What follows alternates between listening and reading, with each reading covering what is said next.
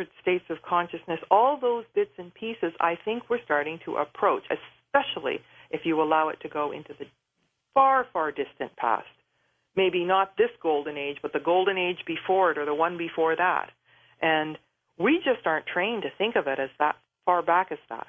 And so, you know, it's vague. It's almost, you know, it's like smoke and mirrors, if you will, and it clusters into something, and I can't tell you if I'm right or not. It feels good. You know, I was going to ask you if you would have lived during this era, but you did. I'm sure of it. I started remembering it when I was a little girl. And the other thing is that I had a vision of this place in Egypt, the temple, and I went looking for it. And you know those games you play when you're kids, I'm getting warm, I'm getting cool. No, I'm getting cool. I'm getting warm. It's around here somewhere. And I'd leave and come back and have more and think, well, maybe I'm just making it all up, and I'd have more visions, and I'd go back. It was 10 years of, no, this isn't it. No, this isn't it. And then when I found it and my bare foot touched the real stone of the real place, everything was like a movie. The lights all went on, and I could smell the flowers and see the robes of the priestesses, and I knew around the corner there was a little door, and there sure was. Well, what's the difference between 10 years of no and an overwhelming yes? A lot.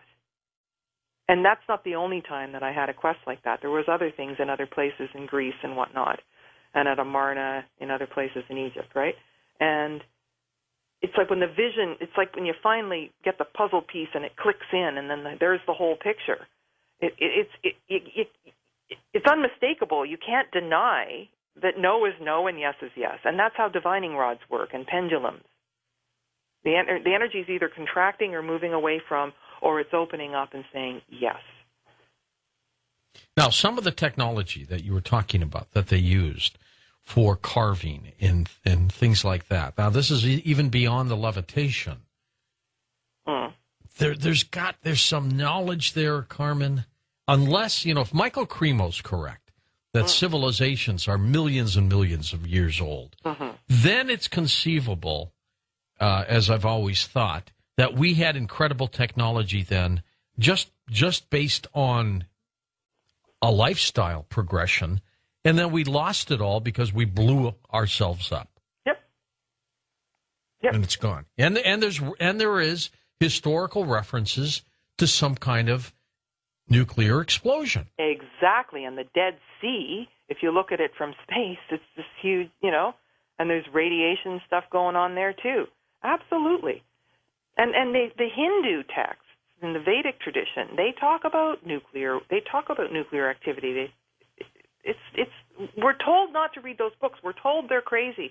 You know, people get killed for thinking it, or in the past. Well, maybe still, but you know, like so we've got our hands and legs tied. We can't move forward because we don't have all the pieces, or the pieces are erased, or well, he's off the mark, or they're not in our department, or whatever. But if you take the whole thing and open it up and include Michael Cremo and all of these other people, you know, it really makes sense. And the other thing, I was going to come back to a point about Walter Cruttenden. He never says he's right, but then I got Starry Night Pro, and I plugged in Sirius and the Earth and the extragalactic grid, and I ran it for 50,000 years back and 50,000 years forward, and Sirius is right in the center of the extragalactic grid, and everything about the Earth rotates around it. I knew in 5 minutes that he was probably right. Yeah. Right? Yep. And so he didn't run Starry Night Pro to find that out, but he sure did his homework. Right? It is absolutely riveting to assume that mankind was so advanced at one time, and we're the primitive ones now. But it's the same thing. I mean, I hate to bring up this point, but like global warming. I had snow on my deck in June and in July and in August in Calgary, Alberta. I moved to Victoria. like we're in a cycle. You know that. I know but that. But they keep telling us warming, and they think we're not going to notice we're cold. It's propaganda. Maybe it's warm somewhere, but it sure hasn't been warm where I've been. And it was cold in Florida. It was cold in Egypt. I mean, they think if they keep telling us the opposite that we'll believe it. Well, that means we have to be really dumbed down for that. Well, Do you think possibly when we went to the moon in 1969, we went back to the moon in 1969? I think we might have already been there a long time ago. But what's with all the secrecy? Why are we left guessing when it's our tax dollars that end up paying for these things? Well, let's talk about that for a second.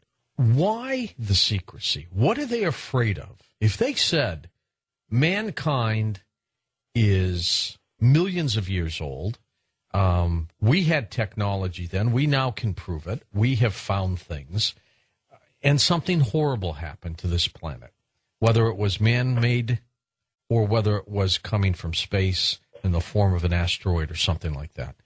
So tell us that. Or do they panic? Do they think we think that's going to be our fate, and so they don't want us to know about it? I'm going to come from a different place to answer this. All right, go for it. Nikola Tesla. Yes. He understood this implosion energy.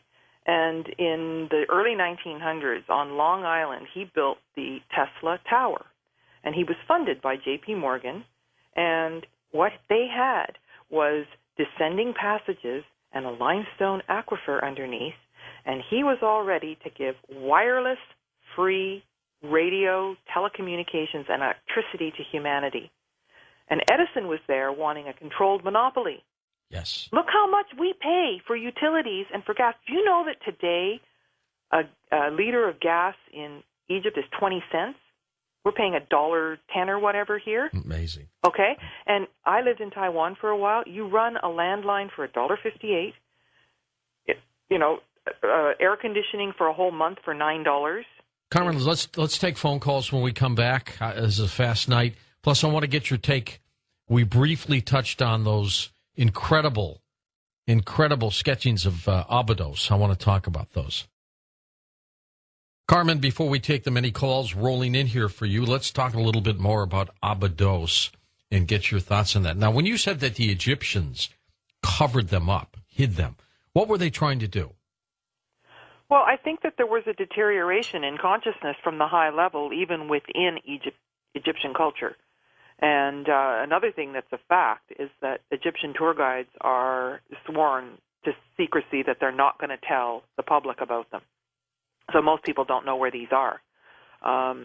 So the threat has been there, that Hatshepsut and Nefertiti and Akhenaten and Tut, were remembering things about the real spirituality, and I think it's similar to the way, the church has become more corrupt, and there's a difference between true spirituality and religion, which is, relying on a source outside of yourself instead of relying on empowerment from within. So the distinction between patriarchal ways of being and thinking is power over, which is very different from matriarchal ways of being and thinking that's about empowerment. So matriarchy is not the opposite of patriarchy, where women control men, right? And so I think that as the energy became denser and denser, there's always been pockets of people, that certain people that come through that remember the old times or represent the old times. And I think that's why Hatshepsut, Akhenaten, and Tut were erased from the king's list at Abydos, right? That's where the king's list is. The other thing at Abydos is it's on a water table, and the Assyrian behind it is much, much deeper. Well, we know from archaeological stuff that the upper stuff is newer, the deeper stuff is older, and in Egypt it's evident that big stones are deep, and the little teeny tiny stones are at the top. And so Abydos is a really good place that represents these layers of time. And I don't know if you're familiar with the book, The Search for Seti. Yes.